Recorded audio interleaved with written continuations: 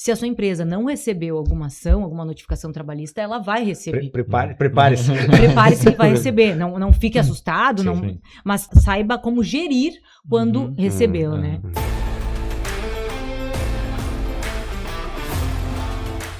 Olá, pessoal! Estamos começando mais um Papo de Indústria. Sejam todos bem-vindos a esse que é mais um episódio. Sim. Antes de mais nada, a gente gostaria de agradecer os nossos patrocinadores, né? Que ajudam a gente a fomentar esse nosso programa. Tem um papel importantíssimo, né, na construção, né, Vad? É isso aí. Sejam todos bem-vindos. Primeiro vamos falar um pouquinho dos nossos parceiros aí. O Grupo Altec, 25 anos de história. O Grupo Altec é referência no segmento de máquinas operatrizes e soluções industriais.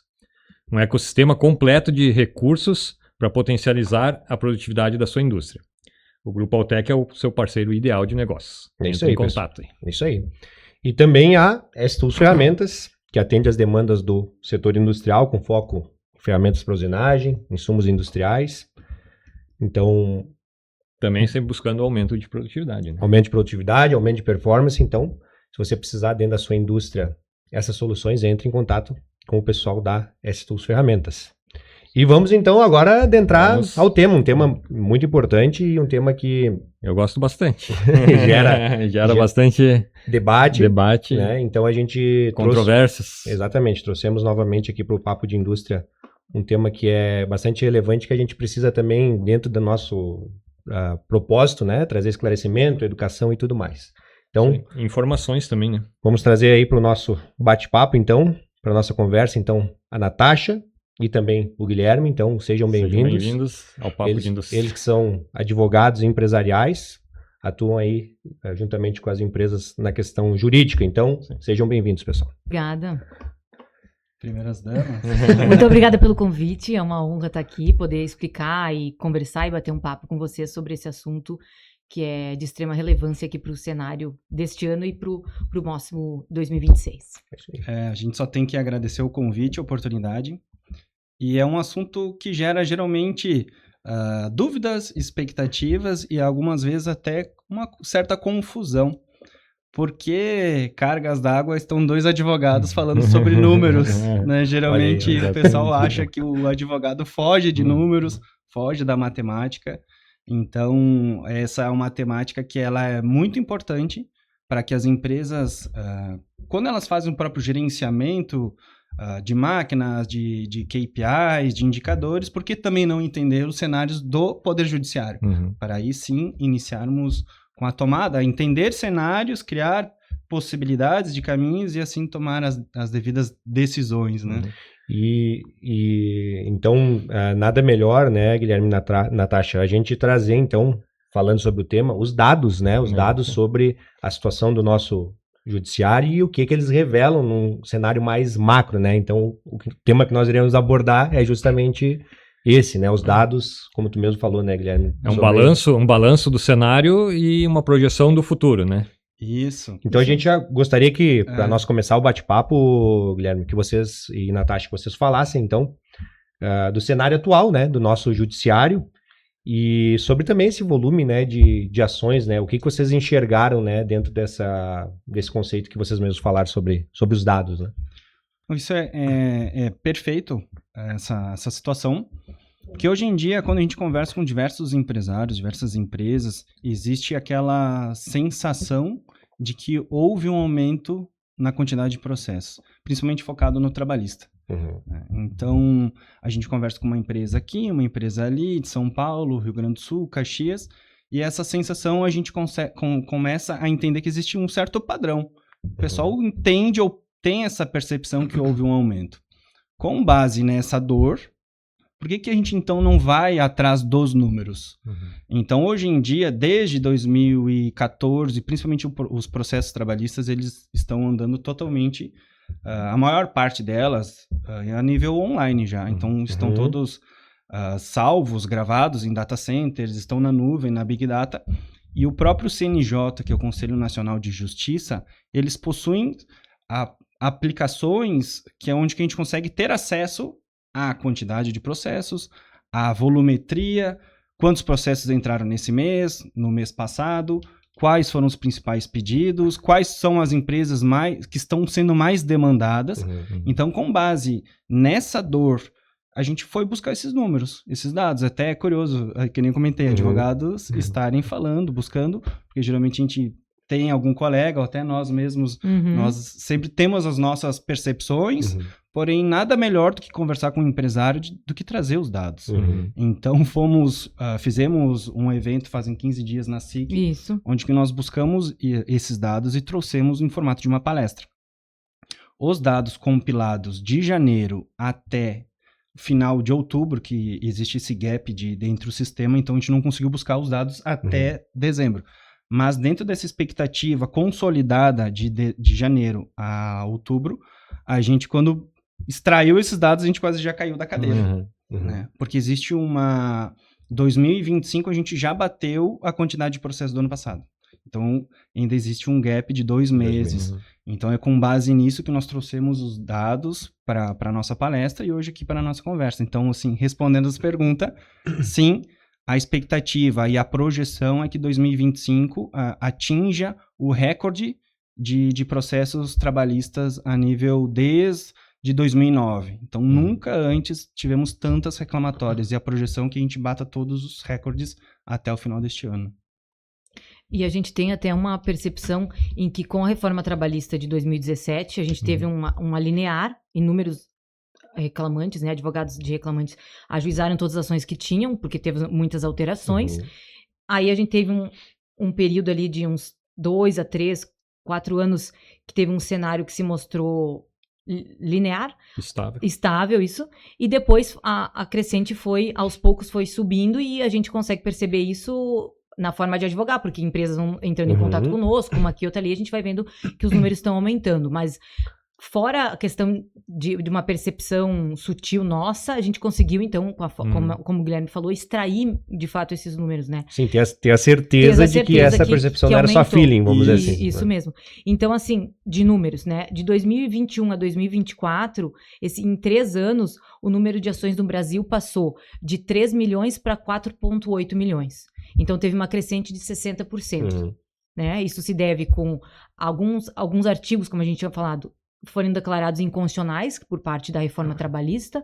Alguns juízes já não aplicavam a reforma trabalhista, declarando alguns artigos inconstitucionais, e algumas decisões advindas do próprio STF relacionadas à Justiça do Trabalho e à própria reforma de 2017. Então, se mostrou essa ampliação, esse aumento de ações. Então, a gente até na palestra falou, se a sua empresa não recebeu alguma ação, alguma notificação trabalhista, ela vai receber. Prepare-se. Prepare-se que vai receber. Não fique assustado, mas saiba como gerir quando recebê-la, né? Isso é o que a gente traz de mais importante. E outro dado, só para complementar, é o número por ações, né? Que a gente tem no Brasil, em média, em 2025, 430 mil ações por mês. Então, como o Guilherme falou com esse relatório ali do CNJ que ele extraiu, é que a projeção para 2025 é de que a gente chega num recorde de 5 milhões... Mais de 5 milhões de ações trabalhistas rodando por todo o Brasil. E isso também explica, então, porque é tão moroso, o processo demora, né, para andar, porque é um volume gigante, absurdo de ações, né? Então, por isso que também o pessoal tem essa demora assim, existe esses gargalos dentro do Poder Judiciário, que é a capacidade de absorver novos processos e findar aqueles que já estão atuando. E nesse sentido, até a Justiça Trabalhista, ela é mais célere de todas as justiças no Brasil. Então, até a gente pegou a média das sentenças aqui na região para a gente justamente entender se um processo cair na primeira vara, qual que é a média de destinação desse processo até ter uma sentença. Então, a nível nacional, a média de um processo trabalhista está em torno de 4 anos. Né? Aqui, para iniciar, passar a ter uma sentença, ter o recurso e voltar para numa situação da empresa ter que pagar. De execução. Isso. E aqui, para em Caxias, a gente tem uma média de 200 a 300 dias para ter uma sentença. Então, a gente está dentro de uma média, um processo ele é célere, ele é rápido, e isso tudo, essa quantidade de dias e de meses, eles começam a fazer sentido a partir do momento que uma empresa ela precisa criar uma estratégia de provisionamento de custos. Então, todas as empresas, a gente já está chegando no final do ano, muitas já fizeram um provisionamento para 2026, o quanto que vão gastar com reclamatórias, aquelas que já existem ou aquelas que vão vir. Vão receber. Então, sabendo a quantidade de tempo, que isso é uma principal pergunta que nós, advogados, recebemos, assim, doutor, quanto tempo vai demorar meu processo? E geralmente a resposta é impossível saber. No Brasil, uma incerteza, uma insegurança total.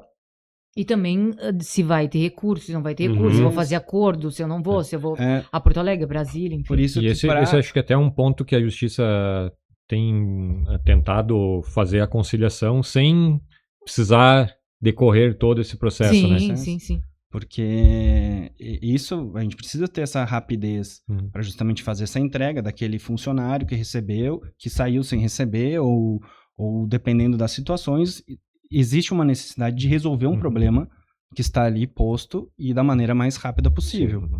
Então, respondendo essa pergunta, doutor, quanto tempo demora o meu processo, é que a gente justamente consegue, a partir desses dados, extrair médias. Então, se a gente não sabe especificadamente um processo, mas a gente consegue pegar um padrão daquela vara, ou daqui do Tribunal do Rio Grande do Sul, ou a nível do Tribunal de Santa Catarina, São Paulo, e entregar para as empresas uma expectativa de tempo, para que eles possam se programar com essa situação. A nível Brasil, 4 anos. Na média trabalhista. Rio Grande do Sul, Caxias, 1 ano. Não, para ter uma sentença. Né? Em uma média de... Depois tem os recursos. Isso, 300, até para tu receber a notificação, até sair a sentença nas 6 varas de Caxias, né? Que 5 são especialistas em direitos diversos e nós temos a 6ª, que é de direito voltada para doença ocupacional. Nós temos uma média de 345 dias. Então, recebeu a notificação até sair a sentença. O tribunal fica, em média, 200, 210, 15 dias. Quando tu faz um recurso, sobe por uma das turmas, para que a turma, então, avalie, daí se vai ter sustentação oral ou não, o recurso pode demorar um pouco mais. E a nível Brasil da ITST, né, que seriam alguns... que quando chega até lá, que a maioria não é admitido, que a gente tem um problema grande com isso, de admissão e de matérias que chegam até ao TST, é mais ou menos 600 dias. Após percorrer tudo isso, volta-se o processo para a comarca de origem para a fase de execução, como tu falou, para então cobrar, e aí ali também cabe mais recursos e etc. Então, ele é rápido, mas esse tempo, como o Guilherme falou, muito importante na palestra, no que fizemos, tempo é dinheiro. E aí a gente até queria que tu falasse um pouquinho a questão da aplicação do juro, porque todo esse tempo que vai levando... Isso, porque às vezes tu fala, não, eu quero recorrer, quero deixar passar o processo e vamos até o fim. Chegar até o último recurso, isso, só que tá pagando juro. A gente tá pagando juro. Então tem que ser toda... A gente quer que receba a notificação e de forma estratégica, né? O empreendedor avalia. Geralmente, quando a gente tem algumas situações, o empresário, o dono da empresa, fala assim, vamos ganhar tempo. Essa frase joga pra frente.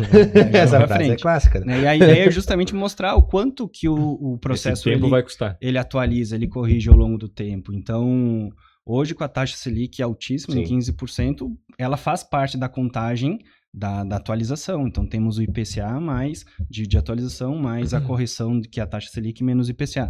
Fazendo esse cálculo bem rápido, nós estamos um processo trabalhista corrigindo e atualizando em média de 15% ao ano. Então, melhor que uma aplicação. Sim, uma aplicação. É uma aplicação. Então, já tivemos casos de que, defendendo empresas, a gente tentou fazer acordo com algum advogado da parte contrária, e eu já ouvi essa frase, assim, para mim, esse processo é o meu melhor investimento. Sim. Porque quanto mais tempo demorar, mais vai corrigir. Óbvio que a gente não quer que a parte simplesmente não recorra ou simplesmente faça acordo, mas é avaliar o que isso representa, né? Até nessa situação de quantidade de processos que chegam no TST Brasília. Então, é a última instância de um processo trabalhista. Então, o que acaba acontecendo? Digamos, uma empresa tem uma sentença aqui em Caxias e ela pretende recorrer. Então, o processo já demorou ali uma média de quase 300 dias, quase 1 ano. Daí vai para Porto Alegre, que é o tribunal, para os desembargadores analisarem o recurso e tomarem uma decisão. Ali em torno de mais 1 ano ou 1 ano e 8 meses. E mesmo assim, a empresa depois não conseguiu reverter, ainda foi condenada.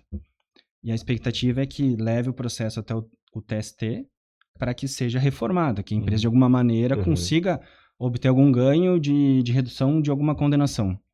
E esse é outro dado que ele chama muita atenção, que os processos que chegam no TST para conseguirem qualquer tipo de reversão, só 18% conseguem. Uhum. Então é muito baixo o índice, digamos, de uma empresa conseguir chegar ao TST e ter o processo revisto de alguma maneira.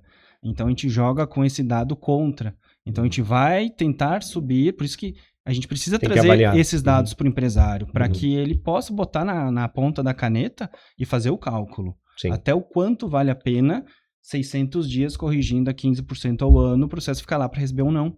Sim. E volta, porque a gente não vai aceitar esse recurso, e volta lá para a cidade de vocês para ser executado e ser pago. Então, essa é a nossa ideia. Os empresários, a indústria, a gente trabalha muito com dados, números, indicadores, e o judiciário, o poder e o jurídico é sempre uma incógnita. Sim. Né? Então, a ideia é justamente trazer esse olhar, que a gente consegue, pegando por padrões, por médias, trazer um mínimo de informação. Sim. Porque a gente entende que o empresário, o industriário, ele aceita, o risco faz parte do negócio, senão não tinha criado. Porém, o problema é essa imprevisibilidade da situação. Então, me traga o risco e eu vou analisar se eu vou correr. Exatamente. Isso aí. E até esse processo de digitalização também, ele acaba acelerando, né, o processo. Uma vez era tudo analógico, vamos dizer assim, né? Tu recebia a cartinha lá. Hoje em dia tá tudo vinculado com e-social, com tudo mais, né? Então se tornou mais rápido, vamos dizer assim. Mais dinâmico, claro. Né? Inclusive com o DJE, né?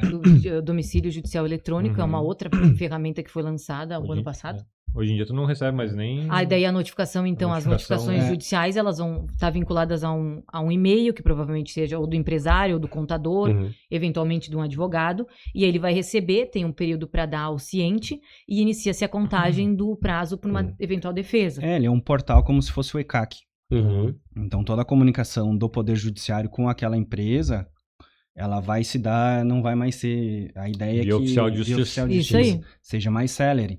Então, o sistema, ele recebe um novo processo, ele já tem uma inteligência por trás, as empresas elas já estão todas cadastradas dentro desse sistema, e é disparado uma comunicação no ambiente, que é como se fosse o ECAC. Sim. E a empresa tem a obrigatoriedade de fazer esse monitoramento. Então, ela precisa ter alguém interno para que diariamente acesse, para que cuide, para poder tomar essa ciência. E a partir disso, então, inicia-se o prazo de defesa. Então, exatamente, qual que foi a lógica? É acelerar ainda mais, porque se perdia muito tempo com o envio de carta de correspondência, daqui a pouco fica lá no correio parado, o oficial de justiça tem um monte de situações que precisam ser executadas antes daquela citação. Então, a ideia agora, com a tecnologia, é justamente trazer mais vazão ainda e gerar essa celeridade. Tornar mais rápido.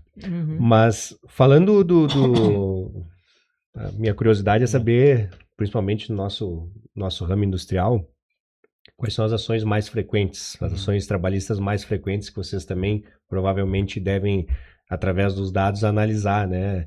Que provavelmente deve ter um padrão também. Não sei se vocês têm... Provavelmente deve seguir um padrão, né? Mais ou menos. Principalmente no segmento industrial, né? Sim. Isso, até dentro desse padrão, a gente tem os principais pedidos que envolvem os adicionais. O primeiro, o principal é a insalubridade. Esse, nos últimos anos, sempre tem sido ele. Então, a gente pega uma média, uma análise dos últimos 10, 15 anos, a insalubridade é o principal. Né? Então, isso chama atenção. É a forma como que a empresa está lá fazendo as devidas medições da insalubridade daquele local, a entrega de EPIs, a criação dos PGRs, PPRAs. Em segundo lugar, esse ano nos chamou a atenção, porque foi um pedido que não ficava em segundo lugar. Isso aí. Que foi os danos morais. A indenização por danos morais. Ele assumiu o posto do que eram as horas extras, pedido de horas extras. E até eu perguntar, o que engloba os danos morais, né? Porque normalmente no dano moral a gente imagina que a pessoa xingou o outro, ou foi... É exatamente isso. Também. Ou tem alguma outra... algum outro viés que entra no danos morais? Indenização por danos morais, ela tem um leque grande, né? Tem dano existencial, tem indenização por dano moral puro, em ré ipsa, que a gente chama, né, que não há necessidade de fazer prova, mas aqui no ramo que a gente avaliou, a gente tem a indenização por dano moral em razão de assédio moral, em razão de assédio sexual, em razão pelo não pagamento das verbas rescisórias, em razão de uma doença ocupacional, um abalo que teve no decorrer do trabalho, indenização por dano moral em razão de uma briga no decorrer da forma de desligamento, aí palavras de baixo calão, situações que ocorreram na empresa. Então, tem um leque, né, a questão da desconexão, trabalhadores com jornada exaustiva poderia também pedir indenização por dano moral, que é dano existencial, que tu tens que provar, então, que não parava nunca de trabalhar, né? As horas extras, como a gente tem aqui nos empresários. Por isso que nos chamou a atenção que esse ano, pela primeira vez, a forma como a empresa trata o funcionário, ele ficou mais evidenciado do que a forma como o funcionário bate ponto, ou deixa de bater. Então isso nos chamou a atenção, ainda mais porque o ano que vem, já entrou em vigor esse ano a NR1, ano que vem vai vir para a pauta as multas, né, que do último ano já era para estar em vigor as multas, mas ficou para maio do ano que vem. E a questão do dano moral, talvez seja uma percepção errada minha, mas tu junta as reclamações e para mim parece de praxe botar danos morais junto. Sim. Usualmente sim, muitos advogados colocavam, inclusive para justificar eventual acordo em que a gente conseguia colocar todas as parcelas indenizatórias, então se colocava um pedido genérico, de forma bem genérica, não que ele fosse justificado de forma jurídica, fundamentado e justificado, né? Mas a gente percebeu ao longo desses últimos 2 anos que as demandas trabalhistas elas estão um pouco mais aprofundadas. Esse dano moral não é mais um cenário tão simples, genérico, né? É um dano moral um pouco mais específico, em que o assédio moral, inclusive, tem trazido um peso grande, e por isso também a questão da NR1, né, ter vindo à tona, daí vai ter, obviamente, que tem um motivo de porquê, né, foi alterado e incluído os agentes psicossociais na NR.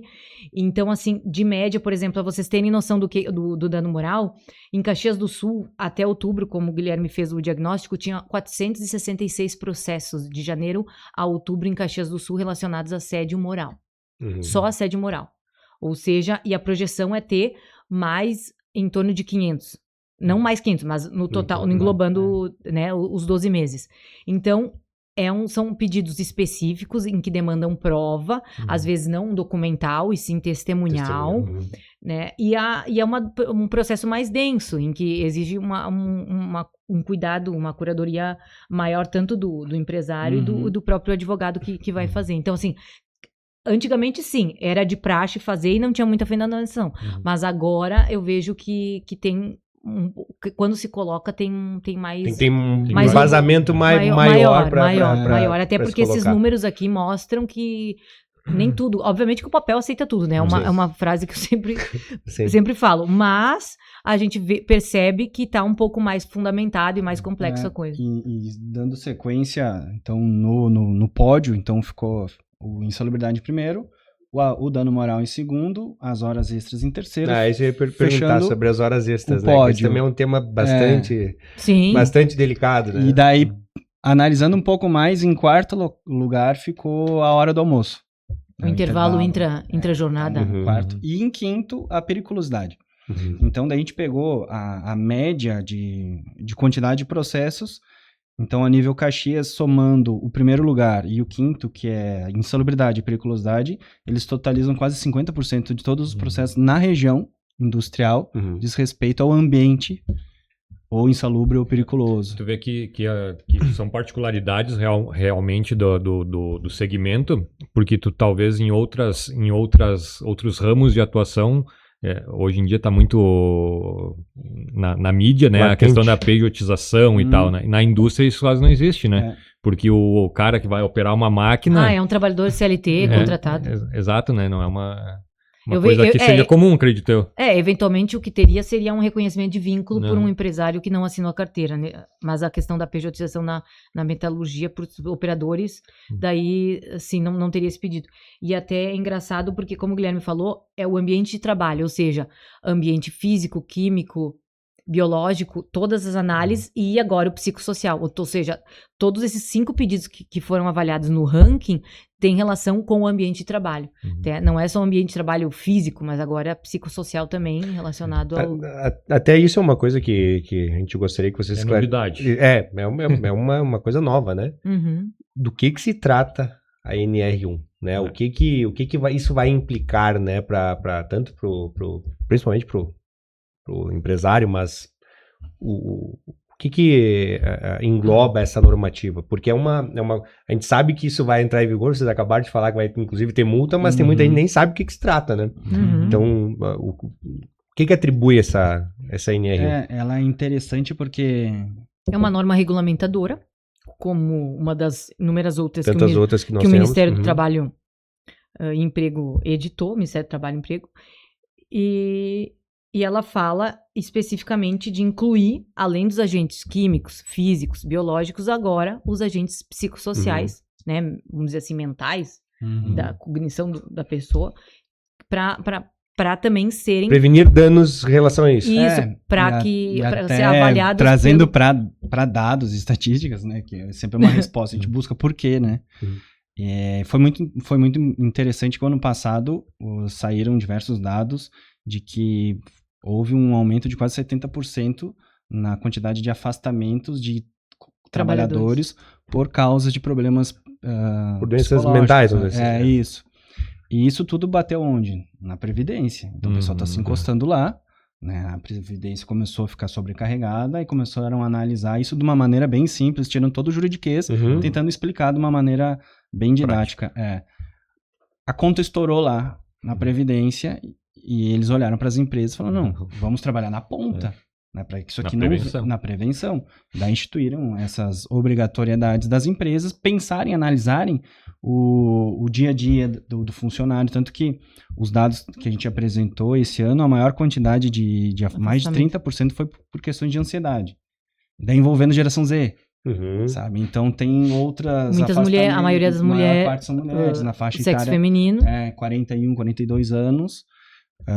De afastamentos, questões de burnout, que pega muito líderes e gestores, que é essa questão que você comentou de não desconectar mais, a gente sai da empresa e continua trabalhando. Com o celular, com o WhatsApp, respondendo e-mail, então era ansiedade, depressão e burnout. Os 3 CIDs, né, mais voltados, e o governo avaliou por meio de dados e tomou-se, então, uma ação de aplicar, então, instituir a NR1, incluindo os agentes psicossociais para dentro da NR, para que fossem avaliados também no gerenciador de risco, em que quando tu faz toda a avaliação do ambiente de trabalho, vai ter mais um agente lá para avaliar. De certo modo, não é nada monstruoso. Sim, na prática tu não vai ter que criar mais uma documentação, mais uma vai entrar dentro daquilo que tu já tem. Ou não. Vai ficar. A gente não é especialista, não sou engenheira de segurança do trabalho, obviamente, mas vai ser mais um agente que vai ser colocado lá no PCMSO, no PGR, que vai fazer avaliação. E tu vai ter que ter práticas para evitar o risco como qualquer outra. E o que é importante falar dos agentes psicossociais é que não são só voltados para o trabalho, que poderiam ocasionar no trabalho, como assédio sexual, assédio moral, jornada exaustiva, falta de apoio emocional no trabalho, né, a questão de uma cultura do medo, seria também questões particulares, que daí que o empresário tem que cuidar. Às vezes um trabalhador não está demandando tanto, não está produzindo tanto, por quê? Porque tem um familiar que está passando por uma doença, porque teve um óbito na família, situações essas que afetam o ambiente de trabalho. Então, é um olhar mais interno, mas que o empresário vai ter que ter uma curadoria um pouco maior. Ou seja, vai ser um pouco complexo, acho que, pelo próprio agente, né, que é muito subjetivo a avaliação, mas é necessário os empresários estarem cercado de profissionais e com o cuidado, porque os números mostram desses números de afastamento, né? E até um dado que o Guilherme levantou naquela palestra, e que eu acho que é importante trazer aqui, é que mais de 1.400 pessoas se afastam por mês no Brasil, voltadas no INSS. Então, é muita gente se afastando. Então, esse cuidado, e muitos deles foram relacionados a doenças mentais, né? Então... Mas nem sempre a doença mental, Tá voltada pro trabalho. está relacionada ao trabalho, né? Sim, com certeza. Isso é uma situação bem importante a gente discutir, porque nós, como empresários, pensamos, o que é a vida pessoal do meu funcionário? É complexo, né? Tem a ver comigo, gente... por que eu tenho que me importar? Né? Eu pago o salário, eu dou as condições, ele faz hora extra, eu pago. Todos os vales, os descansos, e ainda mais eu tenho que me preocupar com essa parte de fora da empresa. Ele saiu daqui, eu ainda tenho que me importar. E daí nós temos uma situação que veio acabar acontecendo, e eu gosto de usar ela como exemplo, de mostrar o porquê que isso é importante. Então, temos uma situação de uma funcionária que foi afastado dentro de uma empresa por depressão. Teve um problema familiar, pessoal, e começou, nesse afastamento que ela teve, começou a manifestar desejo e intenção de suicídio dentro da empresa. Então, é uma situação particular dela, mas imagina se ela efetivamente comete o ato dentro da empresa. Então, é esse sinal de alerta que as empresas precisam agora deixar aceso, assim, esse radar. É que a gente ainda tem a cultura de que o ser humano, ele é do portão para dentro do trabalho, ele é uma coisa, e do portão é como se desligasse uma chave ou ligasse uma chave, né? Mas é a mesma coisa que se a gente não tá desconectado, então é um ciclo e é uma... Se retroalimenta, né? Então, é nesse sentido que esses agentes vieram para ser avaliados. Principalmente dentro da NR1, tem uma situação que ela virou uma bomba relógio. Então, que é a questão do assédio moral e o assédio sexual. Então, a gente tem percorrido diversas empresas, criamos uma atuação de educação corporativa, porque nós temos visto que as pessoas não sabem o que é assédio. Né? Líderes não sabem como deve fazer uma cobrança de uma maneira construtiva, um feedback construtivo. Um funcionário realmente sabe, aquela situação é assédio. Então, por isso que a gente gosta justamente de explicar o que é, mas principalmente também o que não é. A nível de números de dados, então, assim, tirando São Paulo, que é o estado maior que nós temos, que é o número 1 em quantidade de processos de assédio, o segundo lugar vem Rio Grande do Sul. Então, nós estamos num estado onde que nós temos muitas demandas envolvendo tanto pedido de assédio moral quanto sexual. O assédio moral, ele precisa ser uma conduta repetitiva e prolongada de diversas maneiras de expor alguma pessoa numa situação vexatória. O assédio sexual basta um único ato. De tão grave que ele é, uma única conduta já é assédio sexual. E dentro dos dados, então, assim, no que diz respeito ao assédio sexual, aqui a média de Caxias são 2 processos por semana. Nossa, bastante, né? E o assédio sexual, digamos, pensa uma empresa onde que ela tem um caso, um escândalo de assédio sexual que sai na mídia... Quebra a empresa. A reputação, a imagem negativa é muito forte. Então, por isso que a gente precisa que as empresas, fazendo essas novas análises de riscos psicossociais, elas também implementem práticas de comunicar para os funcionários realmente o que é, o que não é, para que todos estejamos na mesma página. De acordo, né? De informação até, para saber se comportar e como atuar.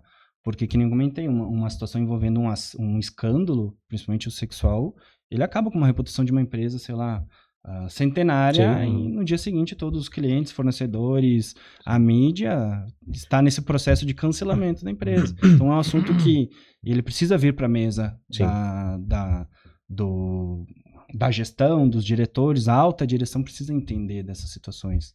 E aí começa, e até é importante falar, começa de cima, né? É uma cultura, mas a cultura da gestão da empresa para baixo, não ao contrário, de baixo para cima.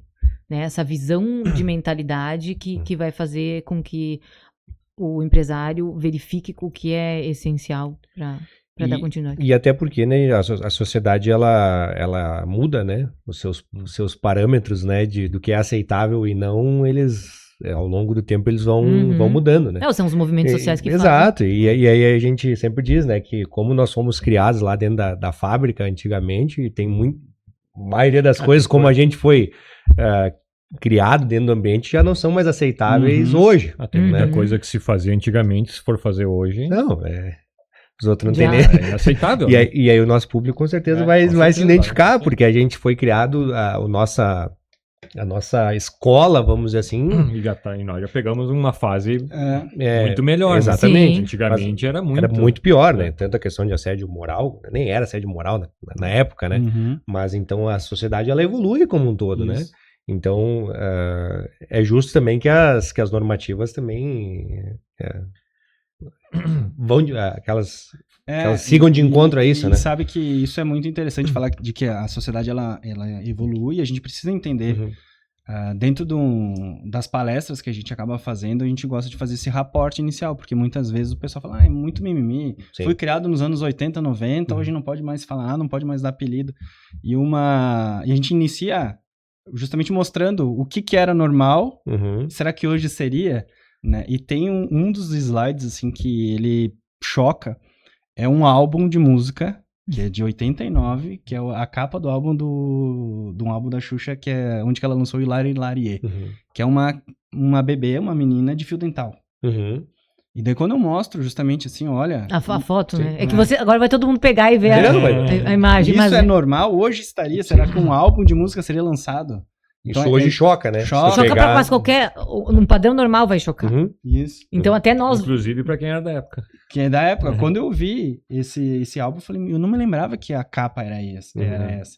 E como marca, né? E choca. Né? Então a gente precisa... Tem um outro slide que eu mostro, que é uma propaganda também do Fusca, no final dos anos 70, onde que era uma foto de um Fusca quebrado, vinculado numa revista, e a tagline dele, o slogan era assim, um dia sua esposa vai dirigir, por isso compra o Fusca. Então é isso aí. Então, são coisas que justamente a gente provoca. O que era normal ontem, hoje já é crime. Não pode mais. E depois assim, Guilherme, eu acho que é uma questão de inteligência também, né? O empresário, ele tem que deixar de ser burro, vamos dizer assim, né? Porque Mais polido.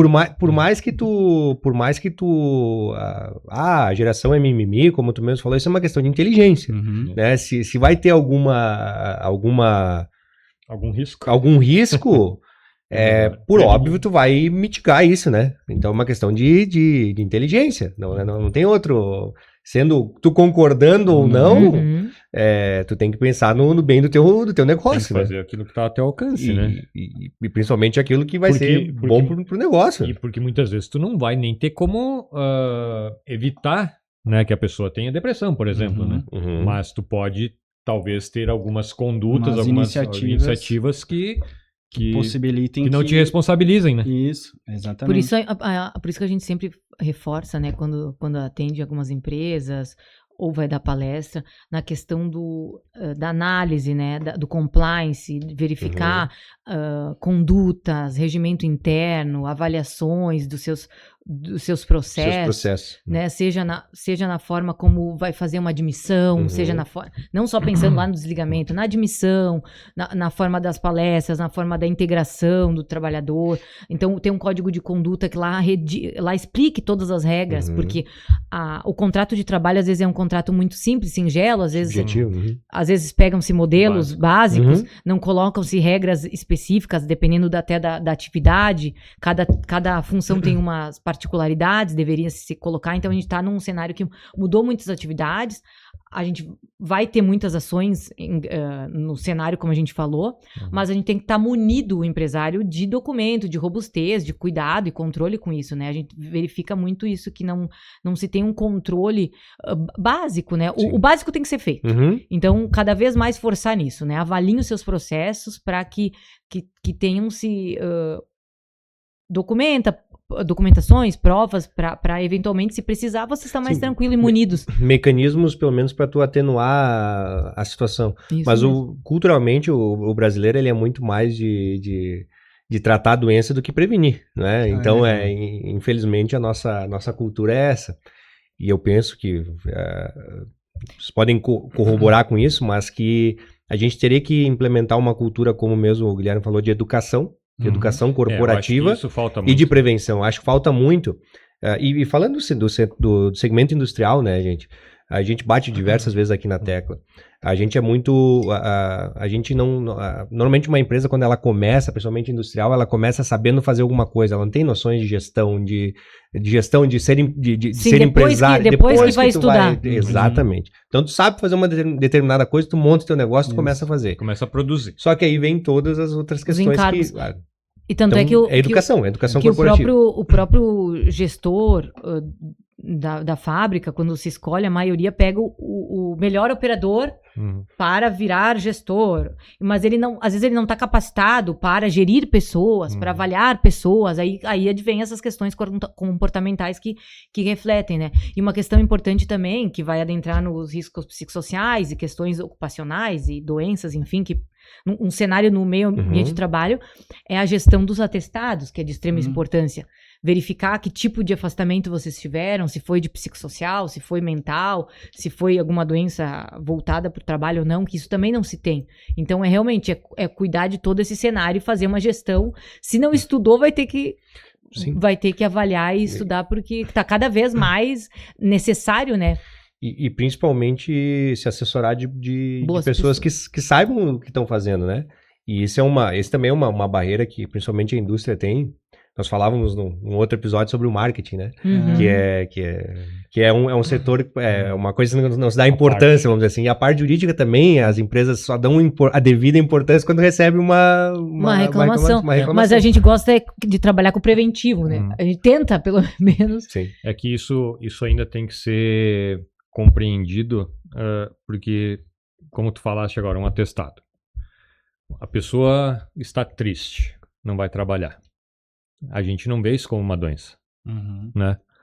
Talvez se tivesse o atestado, isso seria uma coisa mais fácil de tu ter uma visão diferente da coisa, que isso talvez possa ser um indício de um maior, problema maior e tal, né?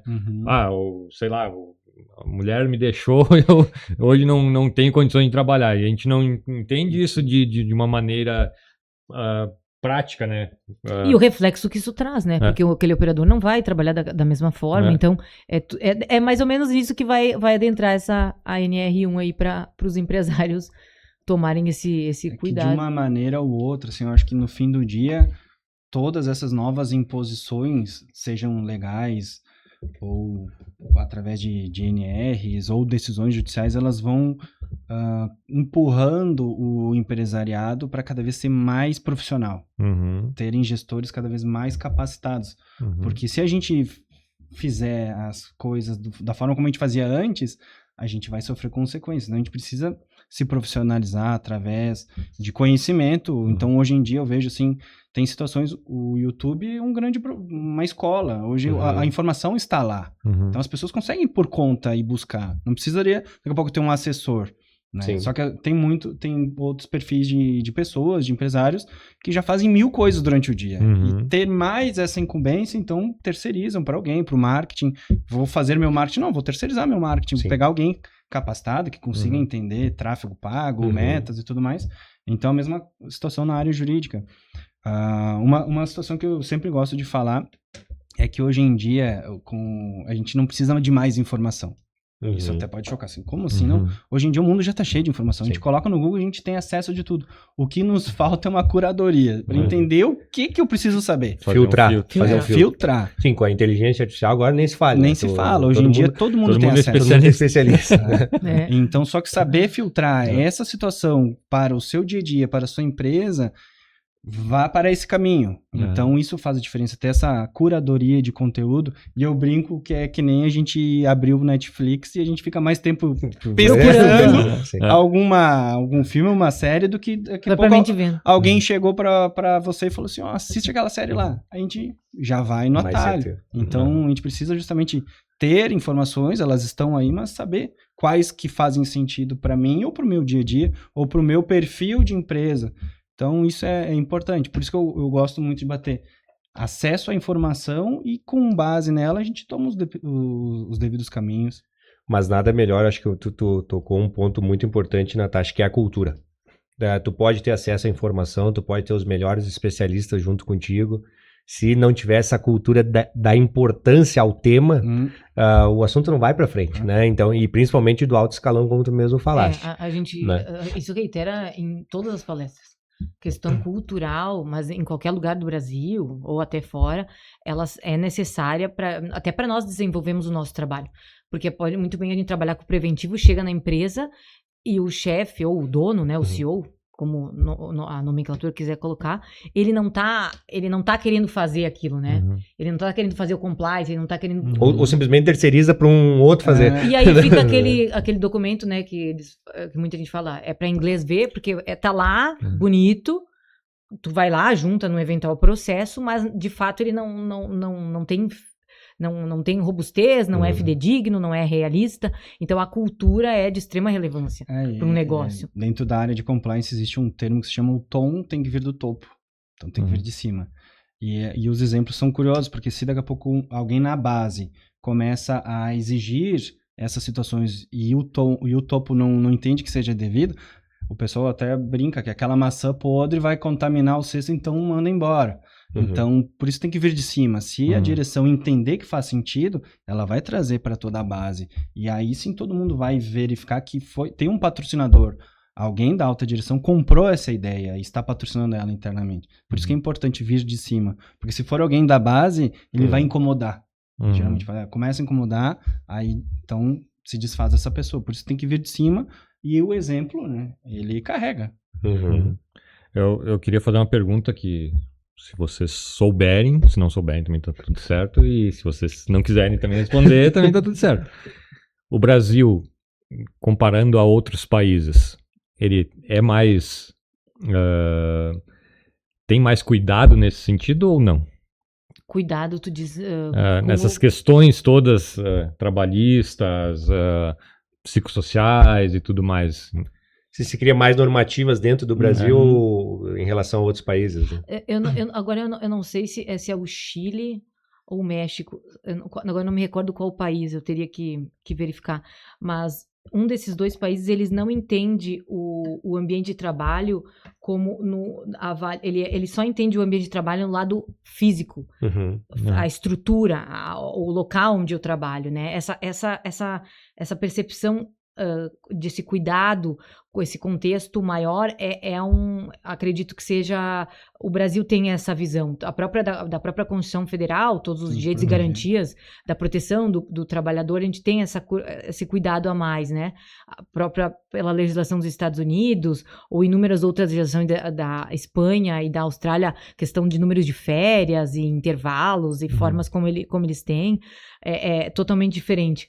Mas esse cuidado específico agora com a saúde, todos esses cenários, eu acho que é muito mais do Brasil mesmo, tem um forte olhar, assim, e eu acho que o empresário, o trabalhador, porque de algum modo, às vezes tu pode ser empresário, pode ser trabalhador também, prestador de serviço, a gente tem que olhar, porque a gente tem que ter empatia, porque às vezes a gente tá num lado, a gente tá no outro, né? Então, acho que tem que ter esse cuidado a mais e trabalhar a cultura, né? Mudar comportamentos, se até então era interessante, o cenário mudou e eu tenho que me adequar e avaliar questões. Para o bem de todos.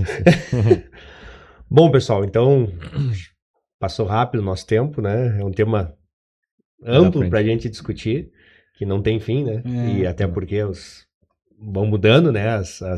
Como a gente acabou de falar, né? A sociedade vai mudando e os temas vão mudando também. As leis vão mudando. As leis vão mudando, né? Os entendimentos vão mudando.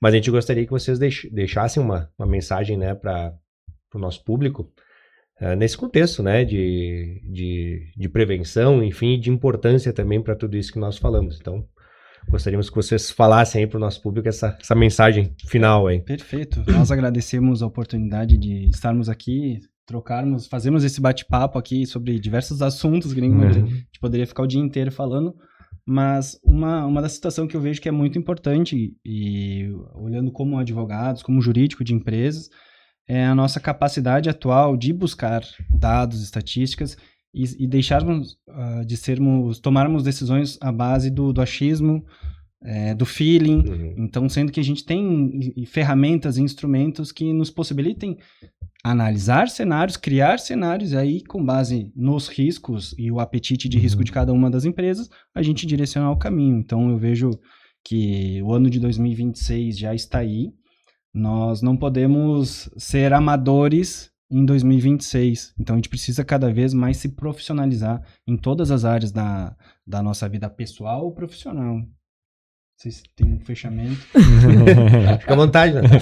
Não, eu queria agradecer também, achei de grande valia nós estarmos aqui hoje conversando com vocês e com o público que vai nos assistir, e mostrar para vocês, então, que, resumidamente, as ações aumentaram, vai bater na porta do empresariado, ele deve estar cada vez mais seguro com o recebimento daquela demanda, com a avaliação dos seus processos, cada vez buscando mais provas e documentos, está munido de uma segurança para conseguir gerir, né? E a questão da NR1 é a avaliação, mas a NR1 eu digo que é só mais uma. Então, ela deve se manter o gerenciamento dos riscos, seja biológico, físico, químico, um olhar específico agora para essa que vem, e que bem provável que vai começar a vir as multas, se até então não veio, e que o empresário cuide, então, do seu bem maior, que é a sua empresa, e os seus trabalhadores, né, que fazem a roda girar.